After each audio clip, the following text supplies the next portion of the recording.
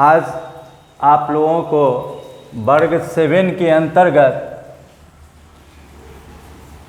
Class 7 के अंतर्गत हिंदी पाठ्य पुस्तक का 5वां अध्याय विजेता कौन, मतलब विजेता कौन पाठ के कविता के कवि हैं रामधारी सिंह दिनकर। रामधारी सिंह दिनकर जी हमारे देश के राष्ट्र कवि थे। वो अपने जीवन काल में इतनी अच्छी अच्छी कविताएं लिखी हैं। इनकी कविता में वीर रस का प्रयोग हुआ है। इनकी कविता को पढ़ने से हमारे देश के अंतर्गत जो घटित वास्तविक घटना है उनका उन्होंने स्पष्ट जिक्र किया है, जिसको पढ़ने से शरीर में वीरता और ओज का गुण संचार होने लगता है। इनकी कविताओं में इतनी विशेषताएं हैं कि पढ़ने के बाद शरीर का रक्त में प्रवाह तेजी हो जाता है और हमारे देश की प्रति जो गरिमा है, अपनी डिग्निटी को बढ़ाने की प्रेरणा मिलती है। रामधारी सिंह पांडव के बारे में बताए हैं और कौरव के बारे में बताए हैं। कौरवों ने शकुनी के चाल में फंसकर पांडवों को उस छल करके उसका सारा साम्राज्य ले लिया और सजा के रूप में 12 वर्ष का वनवास और 13वें वर्ष अज्ञातवास का सजा मिला था। वही अज्ञातवास था। अज्ञातवास सजा में यह बहुत ही टफ टर्म ऑफ कंडीशन था। 12 वर्ष पूर्ण करने के बाद 13वें वर्ष आपको अज्ञातवास में रहना है। अज्ञात मतलब नहीं ज्ञात हो, वास मतलब रहना। आप जो रह रहे हो हैं वो पता नहीं चलना चाहिए दुर्योधन को। अगर दुर्योधन पता कर लिया कि अज्ञातवास में पांडव कहाँ छिपे हुए हैं तो उनको फिर से 12 वर्ष का वनवास की सज़ा भुगतना पड़ेगा। देखो बच्चों, कितना बड़ा टफ कंडीशन था, विषम परिस्थिति था जो। और इधर गुप्तचर छोड़ दिया था ये दुर्योधन ने पांडवों को पता लगाने के लिए कि पांडव कहाँ छुपे हुए हैं। अब बताओ उस परिस्थिति में पांडव कैसे छुप कर रहे होंगे, वो जरा आप सोच सकते हैं। वह 13वें वर्ष जो अज्ञातवास था वह बहुत ही क्रिटिकल पोजीशन था बच्चों। इस अज्ञातवास को पूरा करना यह एक अग्नि से भी बढ़कर दुखदाई और दहकता हुआ है। इसमें पांचों भाई कैसे रहे होंगे बच्चों, सोच सकते हो। बड़ा भाई युधिष्ठिर जो धर्मराज थे वह द्वारपाल की नौकरी करने लगे राज दरबार में। भीम जो इतने बड़े शक्तिशाली थे वो रसोइया का काम करते थे। अर्जुन जो कि गांडीव चलाने वाला परमवीर थे, उनको चूड़ियाँ पहनना पड़ा। अर्थात यह हाथ में चूड़ी पहनकर, केस लगाकर, साड़ी पहनकर नाचते थे, नर्तकी का रूप धारण करके छुपे हुए थे। अब बताओ बच्चों, ऐसा आदमी, इतना बड़ा वीर पुरुष आदमी को समय और हालात ने इस कद्र संभाल दिया। बताओ ये कितना टफ कंडीशन था। नकुल सहदेव घोड़सवार में घोड़ा का सेवा करता था। अब अंदाज को पांचों भाई इस तरह से छुप करके अज्ञातवास को पूरा कर रहे थे। 13वें वर्ष जब अज्ञातवास पूरा हुआ तो ये पांडव पांचों भाई मिल करके एक साथ हुए और एक ब्राह्मण के घर में आश्रय लिए, वहीं रहते थे।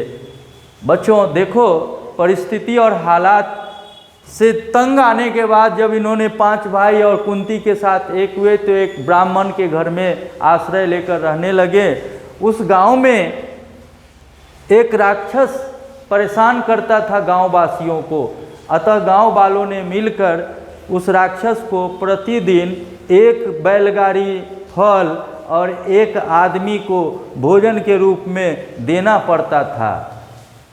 तब राक्षस ने गांव के लोगों को मारना बंद कर दिया। एक दिन की बात है कि जहां माता कुंती पांडवों के साथ रहते थे, उसी घर के ब्राह्मण की बारी आई थी। आज उसी के घर से एक पुरुष को एक बैलगाड़ी फल लेकर जाना था। जब सुबह का समय हुआ, ब्राह्मणी को ये खबर आया तो वह सुबह उठते ही रोने लगी, बड़ी जोर से रोने लगी। उसकी रोने की आवाज़ माता ने, कुंती ने सुनी तो दौड़कर उनके पास गई। बोली, माँ क्यों रो रही हो? तो कुंती को बताया वह बूढ़ी माँ कि आज मेरे घर की बारी है। आज मेरा बेटा उस राक्षस के पास एक बैलगाड़ी फल के साथ जाएगा और राक्षस का भोजन बन जाएगा। अब मैं पुत्र के वियोग में कैसे रहूँगी? यह दर्द भरी आवाज़ को जब माता ने सुनी, कुंती ने सुनी, तो कुंती ने कहा, रो मत बूढ़ी माता, मेरे 5 लाल हैं, मेरे पास 5 पुत्र हैं, उसमें से एक बलिष्ठ है, वह उस राक्षस को मार डालेगा। मैं आज उस पुत्र को ही भेजूंगी क्योंकि वह पुत्र उसे मार डालेगा। यह बात जब बूढ़ी माँ ने सुनी तो उसे राहत महसूस हुआ। वह खुशी से आशीर्वाद देने लगी।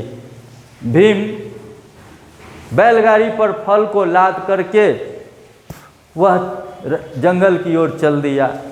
राक्षस उधर इंतजार कर रहा था कि अब आएगा, अब आएगा, अब आएगा। भीम जाने में लेट कर दिया और भीम ऐसा आदमी फल के गाड़ी पे बैठा हो और गाड़ीवान बन करके खुद जा रहा हो, वह फल को कैसे यूं ही छोड़ देता। और भीम जहाँ हो वहाँ, भीम ने रास्ते में ही फल को खाना शुरू कर दिया। पहुँचते पहुँचते फल का कुछ भाग खा गया। जब राक्षस ने भीम को देखा तो क्रोध से कांपने लगा और उसे दहाड़ते हुए बोला। भीम ने उसकी दहाड़ को प्रतिकार करते हुए जवाब दिया और दोनों में द्वंद्व युद्ध छिड़ गया। दोनों में लड़ाई हुई और भीम ने अंततः उस राक्षस को मार डाला। इस तरह से उस गांव की संकट को हमेशा के लिए भीम ने समाप्त कर डाला। उसी समय से भीम की नामों की चर्चा, पांडवों की चर्चा ख्याति चारों ओर फैलने लगी और सभी समझ गए कि ये पांडव हैं। तब तक अज्ञातवास पूरा हो चुका था। तो व्यक्ति अपने नामों से पहचान बना लेते हैं, व्यक्ति अपने कामों से पहचान बना लेते हैं। वो अपना काम इतना मजबूत और ऊंचा अच्छा करते हैं कि उनका नाम फैल जाता है। लोग समझ गए कि पांडव ही हैं, दूसरा कोई नहीं है। तो सारे ग्रामवासियों ने कहा कि आप लोग मेरे यहाँ यहीं रहें, कहीं नहीं जाएंगे। और हम लोग पांडवों को, वो लोग मदद करने के लिए तैयार हो गए। इस तरह से पांडव जब अज्ञातवास पूरा कर लिए तब वह अपना वाजिब हक मांगने के लिए पहुँचे थे। तब तक हो गया पूर्ण अज्ञातवास। पांडव लौटे वन से सहास, मतलब हिम्मत उत्साह के साथ पांडव अज्ञातवास पूरा करके वन से वापस आ गए। पावक में कनक सदृश तप कर, जैसे आग में सोना को तपाया जाता है तो सोना कुंदन बन जाता है, उसी तरह से पांडव उस जंगल में कठिनाइयों को सह करके कुंदन के समान निखर गए थे। वह पूर्ण अनुभवी हो गए थे। वीरत्व लिए कुछ और प्रखर, वह वीरत्व लिए वीर तो थे ही, और परिस्थिति और हालात ने पांडवों को और निखार दिया। पांडव तप कर कुंदन के समान निखर गए। जब वापस आए तो उनके शरीर में तेज नस में प्रवाह था कि मैं अपना वाजिब अधिकार लेकर रहूँगा। कुछ और नया उत्साह लिए, उनके शरीर में कुछ और नया उत्साह था। अपने राज्य को वापस करने के लिए एकदम कटिबद्ध थे, पूर्ण रूप से उत्साह से भरे हुए थे। इस तरह से पहला लाइन पूरा हुआ बच्चों। अब दूसरा लाइन है, ध्यान से सुनिए कि एक सच्चे वीर पुरुष का, एक सच्चे सूरवीर का क्या गुण होता है। सच है माने यह सच बात है, विपत्ति जब आती है कायर को ही दहलाती है। देखो बच्चों, जब विपत्ति आता है तो कायर लोग जो होते हैं वो डर जाते हैं, अर्थात डर जाना, पश्चाताप करना, बिलखना, रोना, ये सब कायरपन है। जब विपत्ति आए तो हमें डटकर अपने धैर्य और हिम्मत मनोबल के साथ उस विपत्ति को से मुकाबला करना चाहिए, उस विपत्ति को समाधान करने का प्रयत्न करना चाहिए। सूरमा नहीं विचलित होते, क्षण एक नहीं धीरज खोते। जो सच्चे सूरवीर होते हैं वो एक क्षण गमाए हुए, एक पल गमाए हुए उस विपत्ति को दूर करने के लिए प्रयत्नशील हो जाते हैं, लग जाते हैं, विघ्नों को गले लगाते हैं, सारे कठिनाइयों को गले लगा लेते हैं, सहर्ष स्वीकार कर लेते हैं, कांटों में राह बनाते हैं। कांटों में राह बना लेते हैं का मतलब है कि विषम परिस्थिति में भी, विघ्न भरा, कठिनाइयों से भरा रास्ते में भी वह अपना राह बना लेते हैं, वे अपने मंजिल तक पहुंच जाते हैं, उनको कोई नहीं रोक सकता है। वह अपने हिम्मत, धैर्य और मनोबल से अपने विपत्तियों को काट देते हैं और अपने लक्ष्य को प्राप्त कर लेते हैं, चाहे उन्हें कितना भी परेशानी क्यों न उठाना पड़े, कितनी बाधाओं को क्यों न सहन करना पड़े, वो एक पल भी नहीं गंवाते हैं। ऐसी प्रेरणा हम लोगों को भी लेनी चाहिए।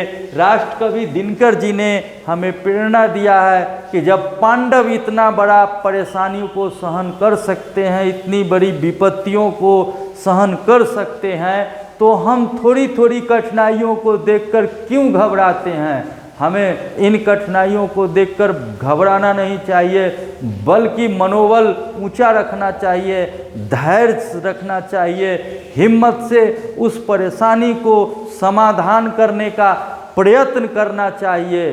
बस इससे यही प्रेरणा मिलती है और किसी भी परिस्थिति से घबराना नहीं चाहिए। हमें अपने बुद्धि, बल, विवेक से, धैर्य से उसका उचित समाधान करना चाहिए। धन्यवाद बच्चों।